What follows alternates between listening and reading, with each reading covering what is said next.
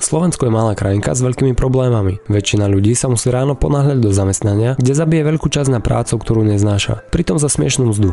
Potom sa musia ponáhľať domov, kde majú kopec povinností. V tom zhone musia jesť nekvalitné potraviny, ktoré nám tu dovážajú zo zahraničia, pričom ich stále niekto otravuje. Navyše ich fyzický a psychický stav je už natoľko labilný, že zvládnu už len sledovanie televízie, pričom sa dozvedajú ďalšie rôzne katastrofy, ktoré sa stali alebo ešte len stanú.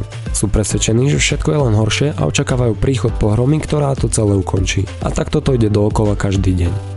Na strane druhej poznám veľa ľudí, ktorí sa ráno prebudia a sú vďační za svoj život. Ranné rutiny im naštartujú deň tým správnym spôsobom a sú pripravení vykročiť do nového dňa s odhodlaním urobiť svet krajším miestom pre život. Počas dňa úslovne pracujú na vlastných projektoch a neváhajú robiť všetko preto, aby žili životom podľa vlastných predstav. Problémy, ktoré ich stretávajú, berú ako výzvy a dokážu sa z nich poučiť. Keď prídu domov, majú stále dostatok energie a s plným vedomím sa venujú rodine, športu, knihám, vzdelaniu, svojim vášňam, oddychu a aktivitám, ktoré si dopredu naplánovali. Jedia len kvalitné potraviny s vhodným zložením nutrientov. Sú pánmi svojich životov a veria, že žijú v najlepšej dobe, akú kedy táto planéta zažila. Užívajú si každú sekundu svojho života a tešia sa na nasledujúce dni. Tak potom v akom svete žijeme? Kto z nich má pravdu? Žijeme v dobrom alebo v zlom svete? No vlastne v skutočnosti svet nie je ani dobrý ani zlý a je mu úplne jedno, či žijeme. Niečo ako objektívna realita vôbec neexistuje. Tieto názory sú len odrazom subjektívnych pocitov jednotlivcov, ktorí sa nachádzajú v určitom citovom rozpoložení. Avšak všetci máme na výber, ako prežijeme svoj život.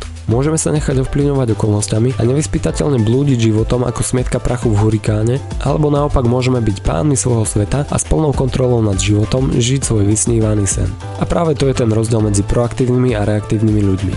S týmto konceptom prišiel ako prvý v roku 1946 rakúsky neuropsychiater Viktor Frankl. V knihe Hľadanie zmyslu života sa vyjadril, že proaktívna osoba preberá zodpovednosť za svoj život namiesto toho, aby hľadala príčiny vo vonkajších okolnostiach a iných ľuďoch. Zdôrazňoval dôležitosť odvahy, vytrvalosti, osobnej zodpovednosti a vedomej existencie voľby bez ohľadu na situáciu alebo kontext.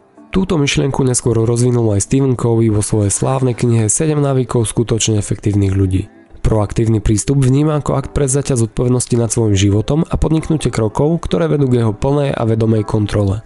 Ako základný princíp proaktivity označuje možnosť zvoliť si spôsob reakcie na okolnosti, ktoré sa v živote naskytnú. Takáto kontrola v sebe zahŕňa aj odstráňovanie problémov ešte pred ich skutočným výskytom, avšak v prípade, že sa nejaké naozaj objavia, vyžaduje aj hľadanie konkrétnych riešení, ktoré spolu s priamym konaním prispievajú k ich odstráneniu.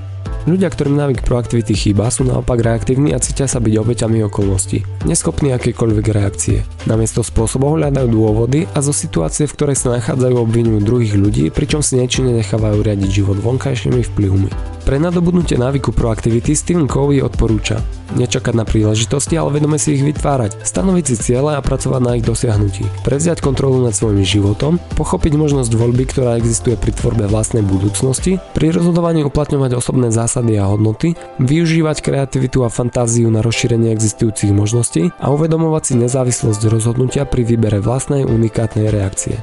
Vybudovanie si návyku proaktivity je jedným z elementárnych prvkov na ceste za svojimi snami a som absolútne presvedčený o tom, že s takýmto prístupom je možné vyriešiť akýkoľvek problém. Aj súčasný prezident Spojených štátov amerických Donald Trump povedal: nech sú problémy alebo výzva akékoľvek, vždy sa zameriavam na riešenia. Množstvo ľudí trápi ničenie životného prostredia, ich sociálne postavenie, fyzická kondícia, psychický stav, nízky plat, rast cien, zlodej v parlamente, Európska únia, nekvalitné potraviny, problémy vo vzťahu, veľký počet reklám v televízii, zlé počasie a kadečo iné. OK, nájdu sa oblasti, ktoré nedokážeme ovplyvniť, tie je nutné akceptovať, ale zvyšok je proste malina. Stačí prestať obviňovať okolie a začať hľadať riešenia.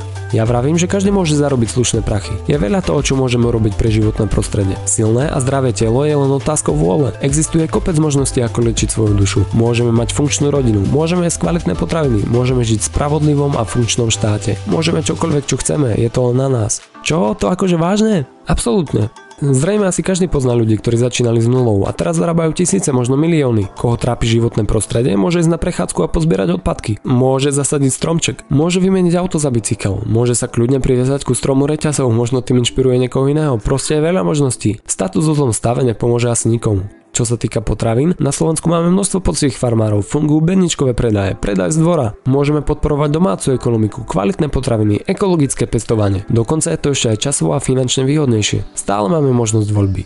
Obyvatelia Islandu sú dôkazom, že korupcia môže byť potrestaná, že demokracia môže naozaj fungovať. Sú dôkazom toho, že proaktívna občianska spoločnosť môže tvoriť funkčný a spravodlivý národ.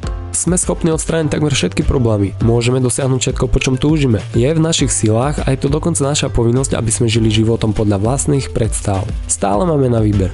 Ako vraví Stephen Covey, ak ste proaktívni, nemusíte čakať na zmenu okolností alebo na iných ľudí, aby vytvorili perspektívne rozširujúce sa skutočnosti.